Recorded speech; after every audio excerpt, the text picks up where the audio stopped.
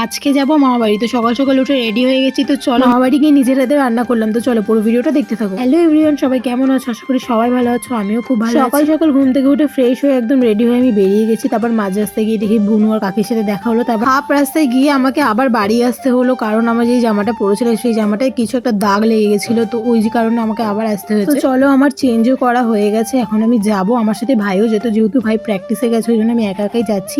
এদিকে আমাকে দাদা নিতে এসেছিল হাফ রাস্তায়, এদিকে সাইকেলটা ও হাওয়া দিয়ে আনিনি। ভাবো তাহলে আমাকে সেই হেঁটে হেঁটে যেতে হলো, ওর আসলে ফায়দা কি হলো। যাই হোক, তারপর চলে আসলাম মামা বাড়ি। এসে দেখি আমার মামা ভাজছে আর মামি লুচি বেলছে। তাহলে এখন তো আমার কোনো কাজ নেই, তাই দাদা আর আমি খেতে বসে পড়েছি। তো চলো আমরা দুই ভাই বোন মিলে খেয়ে নিই। এই দেখো সবার বাড়ির বিড়ালের নাম কি হয়, মিনি হয়, কিছু একটা হয়। আর এই বিড়ালটার নাম হচ্ছে মুখপুরি, কারণ ওর মুখটা পোড়া, ওই কারণে। তারপর একটু ভাইয়ের সাথে ব্যাডমিন্টন খেলছিলাম, অনেক দিন পর গাইস ব্যাডমিন্টন খেলছিলাম। আমি কিন্তু খুব ভালো ব্যাডমিন্টন খেলি, আমি সব কিছুই পারি। এক কথায় আমার প্রচুর ট্যালেন্ট। এদিকে ভাইও প্র্যাকটিস থেকে চলে এসেছে। এদিকে ভাইকে বলছে আয়, ভাই বলছে না আসবো না, আমাকে ফোন দে। এদিকে মামির যেহেতু অনেক কাজ, যেহেতু বাড়িতে অনেকে বেড়াতে এসেছিল, এই কারণে মামিকে বললাম যে তুমি বাদ বাকিটা করো, আমি মাংসটা রান্না করি, তাহলে মামির অনেকটা হয়তো হেল্প হবে। এই ফার্স্ট টাইম আমি 2 কেজি মাংস রান্না করলাম একা গাইস, অনেকটাই ভালো হয়েছিল, অনেকটাই টেস্ট হয়েছিল। করতে করতে আরো ভালো হবে বলো। এদিকে ভাই খুব বলছিল যে আমি তোর হাতে খাবো না, তুই ভালো রান্না করিস না। এদিকে মাংস কষা খেয়ে আবার চাইছিল যে দিদি আর এক পিস হবে।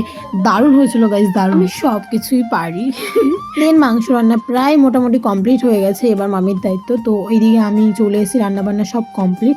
এদিকে আমার 2 ভাই মিলে একটু আগে ঝগড়া করছিল, আবার 2 জন মিলে একসাথে দেখো খেতেও সবার জন্য আলাদা আলাদা করে মাংস বাটিতে বাটিতে বেড়ে দিয়েছি। এবার এদিকে আমার মাও আসেনি এখনো পর্যন্ত, এই জন্য মাকে আমি আগে নিতে গেছিলাম। দেন সবাইকে খাইয়ে দাইয়ে আমরাও খাওয়া দাওয়া কমপ্লিট করে এবার ওদেরকে আগিয়ে দিয়ে আসি। এবার ওরা যাবে বাড়িতে।